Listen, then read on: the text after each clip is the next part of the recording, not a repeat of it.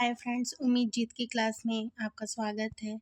हम लोग एस्टेट के पेपर को देखते हुए इम्पॉर्टेंट क्वेश्चन को और इम्पॉर्टेंट पॉइंट को करा रहे हैं, जो कि हूबहू लाइन बाय लाइन पूछी गई है कि आपका ये जो क्वेश्चन ये पूछा हुआ है, ये टॉपिक पूछी हुई है, कैसे पूछा गया ये भी मैं बताती हूँ।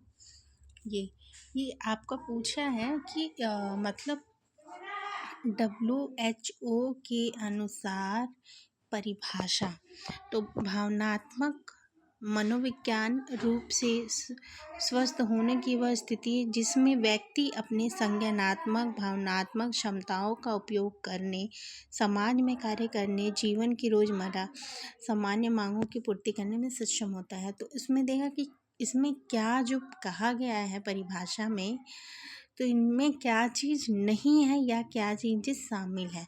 तो मानसिक स्वास्थ्य भी है आपका, भावनात्मक मनोविज्ञान, संज्ञानात्मक भावनात्मक क्षमता, ये आपके 5 है इम्पॉर्टेंट।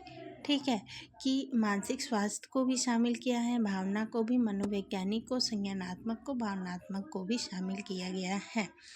तो ये आपका मोस्ट इम्पॉर्टेंट लाइन है, इसको आप वाच कर लीजिएगा या कहीं पे शॉर्ट नोट्स में लिख लीजिए। नेक्स्ट चलते हैं आगे के टॉपिक में, स्वास्थ्य और फिटनेस के बारे में क्या बताया गया है ये भी पूछता है। तो स्वास्थ्य और फिटनेस का मतलब है कि यह नियमित क्या करना चाहिए, व्यायाम करना चाहिए, समुचित आहार, पोषण तथा शारीरिक स्वास्थ्य, लाभ और विश्राम होना चाहिए। कहने का मतलब है, अगर पूछेगा कि स्वास्थ्य और फिटनेस का मतलब क्या होता है, क्या क्या करना चाहिए, तो व्यायाम करेंगे, अच्छे समुचित आहार लेंगे, पोषण, शारीरिक स्वास्थ्य का भी ध्यान देंगे।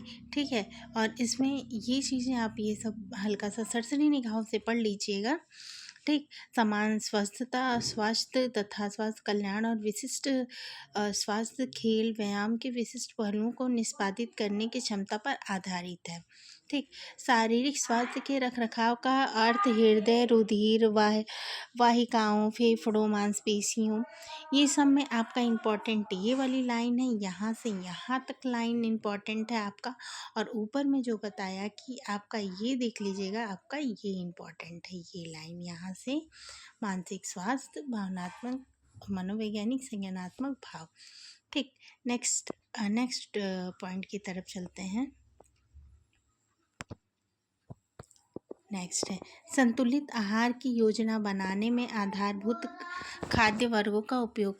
जब हम लोग संतुलित आहार का चयन करते हैं तो योजना बनाते हैं, तो खाद्य वर्ग का किन खाद्य वर्ग का उपयोग करते हैं, ये भी आपका इम्पॉर्टेंट है, मोस्ट इम्पॉर्टेंट। हम जो भी टॉपिक लेके आ रहे हैं इम्पॉर्टेंट, और हम विस्तृत यहाँ पे आपको पूरा ये NCERT का मतलब पूरा ये NCERT का ही वो है, बुक है और ये पेपर है, तो हूबहू लाइन तो नहीं पढ़ सकते, पर जो इम्पॉर्टेंट है, जो विगत पूछा गया है कई सालों से आपके क्वेश्चन पेपर में, जितनी बार देखो तो रिपीट होते चला आ रहा है, उन चीज़ों को मैं यहाँ ज़रूर शामिल कर रही हूँ। जैसे ये पूछा है खाद्य वर्ग कौन कौन से हैं, तो यहाँ आपका देखिए इम्पॉर्टेंट है, और आप जब पेपर देख के आइएगा तो खुद समझ में आएगा कि क्या इम्पॉर्टेंट था क्या नहीं। और ये आपका एस्टेट के साथ साथ TRE 4 के लिए भी इम्पॉर्टेंट है। ठीक है, भारतीय चिकित्सक अनुसंधान परिषद ICMR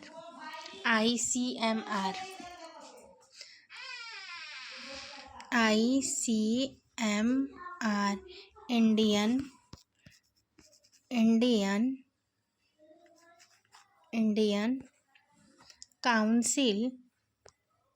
council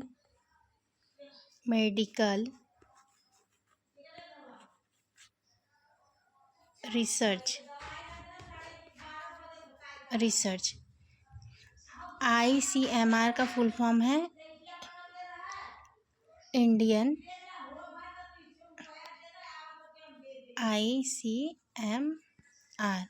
Indian council medical research. ठीक है, तो ये पांच आपका मूलभूत खाद्य वर्ग हैं, और ये ICMR का हिंदी में भी पूछता है, ये भारतीय चिकित्सक अनुसंधान परिषद है, और उसके बाद इंग्लिश में Indian council medical research, RDA का भी फुल फॉर्म मैंने बताया है स्टार्टिंग में ही। तो 5 जो मूल्य खाद्य वर्ग होते हैं वो क्या हैं आपके अनाज और खाद्य। मोटे अनाज के बारे में दाल और फलियां होती हैं, दाल और फलियां। और तीसरा दूध और मांस मछली होता है। और चौथा आपका होगा फल और सब्जी। पांचवा है वसा और शर्करा, क्योंकि सबसे शीर्ष मतलब छोटे स्तर पे किसको रखा जाता है, वसा को। ये क्वेश्चन पूछा हुआ कि सबसे शीर्ष पर किसको रखा जाता है, तो वसा को। ऐसे बनता है ना पिरामिड की तरह, तो छोटे ऊपर में शीर्ष स्थान पे किसको रखते हैं, तो आप वसा को। सबसे पहले आप अनाज, मोटे अनाज को जौ, बाजरा, मक्का, दाल में आप रहर, तुअर, मटर, ये सब फलियां वाली, फिर दूध, मांस, मछली, फल, फिर वसा का। ये इंपॉर्टेंट है ये लाइन। नेक्स्ट चलते हैं नेक्स्ट टॉपिक की तरफ। हाँ, देख लीजिए यहाँ पे खाद्य समूह को कितने वर्गों में बांटा है। एम.एस. स्वामीनाथन ने 11 वर्ग में बांटा था। एम.एस. स्वामीनाथन ने 11 वर्गों में बांटा हुआ था। कितने में बांटा था, 11। फिर संशोधन किया गया एनसीईआरटी में, तो 5 वर्ग में। तो खाद्य अनाज में देखिए क्या है, गेहूँ, रागी, बाजरा, जौ, मक्का।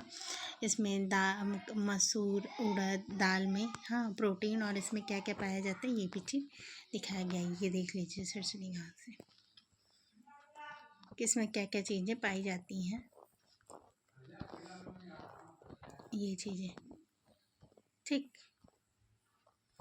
इस समय सबसे ज़्यादा क्या बैन किया गया है, सबसे ज़्यादा क्या बोली है गवर्नमेंट कम देने के लिए आपको, ये घी, मक्खन, ये, और उसके बाद है गुड़ और चीनी। ये इस समय बोल रही है सरकार की ये क्या करना है, इसको कम देना है, आहार में कम शामिल करना है। और सबसे अधिक क्या शामिल करना है, सबसे अधिक फल, फूल, सब्जी, दूध और मोटे अनाज का सेवन करना है। ठीक, तो आपका अनाज खाद्य है। उसके बाद दाल और फली में क्या क्या चीज़ें आती हैं ये भी देख लीजिएगा इसमें, क्योंकि अगर नहीं देखेंगे पूछ देता है कभी कदार कि फल और सब्ज़ी में क्या क्या आते हैं क्या नहीं आते हैं, तो ये चीज़ें देख लीजिएगा। देखिए ये सब। ठीक, ये देखिए 1 ग्राम कार्बोहाइड्रेट लेते हैं तो कितना किलो कैलोरी मिलता है, 1 ग्राम कार्बोहाइड्रेट में मिलता है हम लोग को 4.1 किलो कैलोरी, पर इसमें 4 ही दिया है। आप ऐसा कीजिएगा कि कहीं भी आपको अगर ऑब्जेक्शन मांगे, ऐसे बुक से पढ़िए, ये एनसीईआरटी का ही है इसीलिए मैं दे रही हूँ। आप ऐसे बुक से पढ़िए कि कहीं भी आपसे जब साक्ष्य मांगे एकदम फैक्ट, तो आपके पास वो तैयार होगा और वो मान भी लेता अगर आप सही फैक्ट देंगे तब। और प्रोटीन में 4 किलो कैलोरी मिलता है, वसा में भी। ये भी इम्पॉर्टेंट है, ये मोस्ट इम्पॉर्टेंट है, ये आया हुआ है। ठीक है, नेक्स्ट क्वेश्चन की तरफ चलते हैं। ठीक, हाँ ये वाला देखिए, प्रत्येक आहार में प्रत्येक खाद्य वर्ग से खाद्य पदार्थ को कम से कम अथवा अधिक बार परोसना सर्विंग कहलाता है। ये लाइन पूछ रहे हैं, प्रत्येक आहार खाद्य में कम से कम अथवा परोसना या सर्विंग करना क्या कहते हैं। ठीक है, ये चीज़ें। फिर खाद्य पदार्थ का चयन प्रत्येक वर्ग में, क्योंकि प्रत्येक खाद्य पदार्थ भले ही लेकिन उसमें पोषक तत्व एक जैसे नहीं होते। कौन से ऐसे खाद्य पदार्थ हैं जिसमें पोषक तत्व एक जैसे होते हैं या नहीं होते हैं, ये पूछ देता है। ठीक, यदि भोजन शाकाहारी है तो उसकी प्रोटीन गुणवत्ता को बढ़ाने के लिए उसमें क्या उपयोग करेंगे, तो चना, उसमें ये दे दे कि क्या किन चीज़ों का उपयोग करेंगे, दाल, अनाज, दूध, दही, है ना, सब्जी, ये सभी चीज़ें अगर दे देगा तो उनका सेवन करेंगे। कच्ची सब्जी और फलों को भोजन में शामिल करना, कच्ची फल और सब्जी को भोजन में शामिल करेंगे। ठीक है, और कैल्शियम और लौह तत्व के बारे में देखेंगे। ठीक है, तो ये चीज़ें हैं। देखिए यही दिया है, ये पूछा हुआ है आपका बीपीएससी का टीआरई 2 का क्वेश्चन पूछा हुआ है। ये शीर्ष पे किसको रखा गया, शीर्ष पे, तो सबसे शीर्ष पे यही बता रही थी मैं आपको, शीर्ष पे वसा और शर्करा को रखा गया है। देखिए ऐसे ऐसे अगर आप याद करना चाहेंगी तो ऐसे भी, अगर ऊपर से देखिए तो सबसे पहले अनाज लिखा था, ऐसे देखेंगे तो अगर आप इसके पिरामिड के अकॉर्डिंग जाएंगे तो पिरामिड में ऐसे दर्शाया गया, सबसे शीर्ष स्थान पे किसको रखा गया, वसा और शर्करा को, यही पूछता है। और सबसे हाईएस्ट में, सबसे मतलब स्टार्टिंग में और ज़्यादा मात्रा में अनाज को रखा जाता है। ठीक है, नेक्स्ट चलते हैं। देखिए, आहार मार्गदर्शन पिरामिड के अनुसार ये चीज़ क्या है कि आपको बताया गया है कि आहार मार्गदर्शन पिरामिड दैनिक खाद्य संबंधी दिशा निर्देश के ग्राफिक चित्रण है। ये ग्राफ से दिया गया है और इसमें ये देखिए बताया गया है इम्पोर्टेंट कि नीचे का चौड़ा आधार यह बताता है कि खाद्य प्रचुर मात्रा में होनी चाहिए। देखिए, चौड़ा आहार क्या बताता है? चौड़ा आधार खाद्य प्रचुर मात्रा में होनी चाहिए।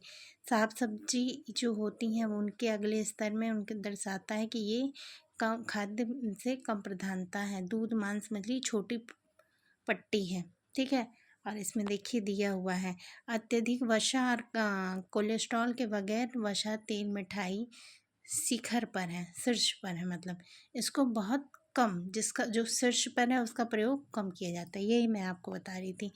अल्कोहल पेय पदार्थों को नहीं दर्शाया गया है, इन्हें भी सीमित मात्रा में दिया है। मसाला, चाय, कॉफ़ी, ड्रिंक ये सब के बारे में बताया गया है। ठीक है, शाकाहारी कौन कौन से आहार होते हैं ये आपको पता ही है।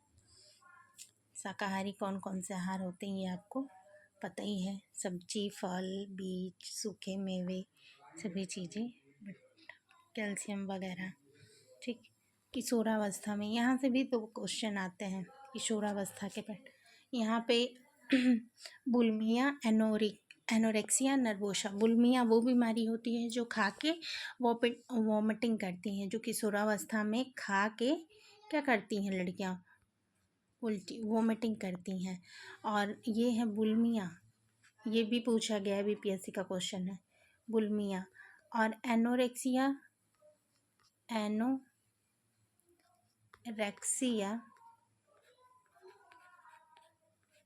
नर्वोसा, इसमें क्या है, खाना खाने की इच्छा क्या करती हैं? मारती हैं। खाना खाने की इच्छा दमन करती हैं, दमन करती हैं।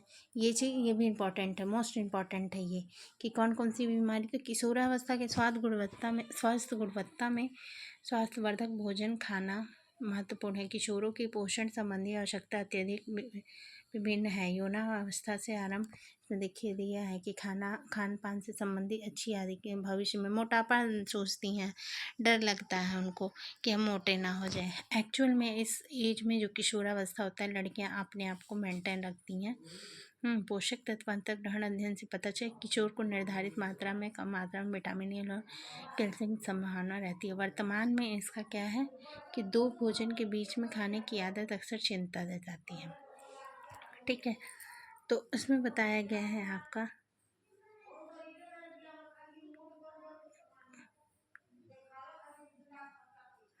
रुकिए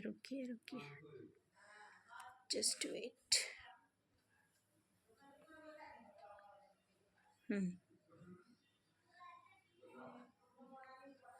ठीक, तो इसमें क्या करती हैं?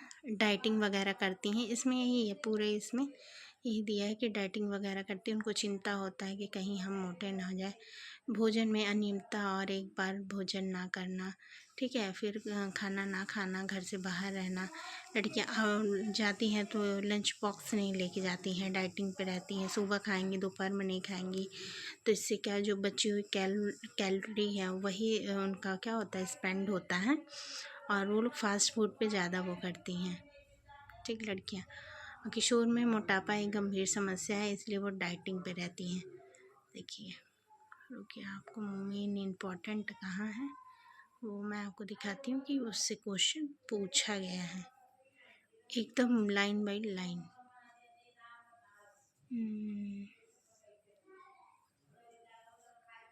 बाह्य कारक, आंतरिक कारक। बाहरी कारक क्या क्या होते हैं कि वो मतलब फिट रहें। ठीक है, ज़्यादा मोटी ना दिखें, है, क्योंकि ज़्यादा मोटी होने से फिट ना होने से उनका मजाक होने लगता है, हंसी। देखिए, खान पान संबंधी आचरण को प्रभावित करने वाले क्या क्या कारक हैं। हाँ, ये वाला लाइन इम्पॉर्टेंट है। किशोरावस्था में होने वाली खान पान संबंधी विकृति क्या क्या होती हैं? तो इनमें विकृति यही है, आपका देख लीजिए। किशोरावस्था में शारीरिक विकास तीव्रता से होती है, शरीर की छवि निर्माण का विकास होता है। उदाहरण के एनोरेक्सिया नर्वोसा वह विकृति है कि शारीरिक छवि को बिगाड़ने से जुड़ती है, किशोरावस्था में दिखाई जाती है इसे जानबूझकर, ठीक है। खान पान से अनियंत्रित आदत, मतलब खाने पीने पे जो होता है ना, लड़कियों में अनियंत्रित होता है, तो ये क्या करती है, खाने की इच्छा होती फिर भी ये मार देती हैं। खाने की इच्छा है फिर भी ये यहाँ पे दमन कर लेती हैं, मार देती हैं।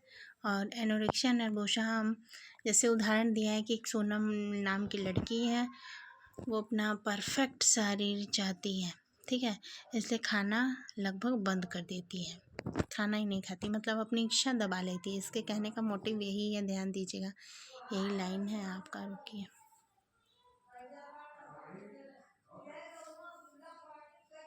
एक सेकंड देखिए। एनोरेक्सिया नर्वोसा खान पान संबंधी विकारग्रस्त है और वजन कम होने से मृत्यु हो सकती है। जैसे खान पीन से संबंधित है, ठीक है। यहाँ पे खाना बुलिमिया क्या होता है, खान पीन से संबंधित अक्सर बुलिमिया वजन कम करना है, और इसमें होता है खाना खा के वोमिटिंग करना है। विचारकों का उपयोग खाना खाते हैं लोग तुरंत वोमिटिंग कर देते हैं जानबूझ के, ताकि वो मोटे ना हो। खाने की इच्छा बहुत है पर खा खा के वोमिटिंग करते हैं। तो ये आपका इम्पॉर्टेंट है, आपका ये बुलिमिया एनोरेक्सिया नर्वोसा, ये इम्पॉर्टेंट है एकदम। आप लोग इसको देख लीजिएगा, पढ़ लीजिएगा। मैंने हिंट में बता दिया कि ये टॉपिक है। ये बुलिमिया मतलब खाना खा के वोमिटिंग करना, एनोरेक्सिया नर्वोसा सिंपल है। इतनी लाइन पढ़ने के बाद यही सार निकलता है कि एनोरेक्सिया नर्वोसा मतलब खाना खाने की इच्छा दमन करना, बुलिमिया मतलब खाना खा के वोमिटिंग करना, ठीक है। और ये बाहरी और आंतरिक कारक क्या क्या होंगे ये चीज़ देख लीजिए। फिर उसके बाद ये सर्स वाला देख लीजिएगा, अनाज वाला। ये अपना आहार जो है कि कौन कौन से हैं ये देख लीजिएगा। 1 ग्राम कितना, 1 ग्राम में कितना किलो कैलोरी मिलता है, कार्बोहाइड्रेट वसा प्रोटीन, ये सब में ये वाला देख लीजिए, ठीक है। ये इम्पॉर्टेंट है, और जो कुछ नहीं समझ में आएगा पूछ लीजिएगा। ये जितना मैंने बताया इम्पॉर्टेंट, ये पढ़ के जाइएगा एक भी। और एनसीईआरटी ही आप फॉलो कीजिए। अगर आपको बहुत जल्दी समझना है, जल्दी मतलब एनसीईआरटी थोड़ा लेंदी है, पर आप अच्छे से पढ़ोगे तो बहुत जल्दी इसमें से क्वेश्चन आपका हम 101% बताते हैं कि फंसना तय है, ठीक है। ठीक है, आज के लिए इतना ही, फिर नेक्स्ट सेशन में मिलेंगे, ठीक है।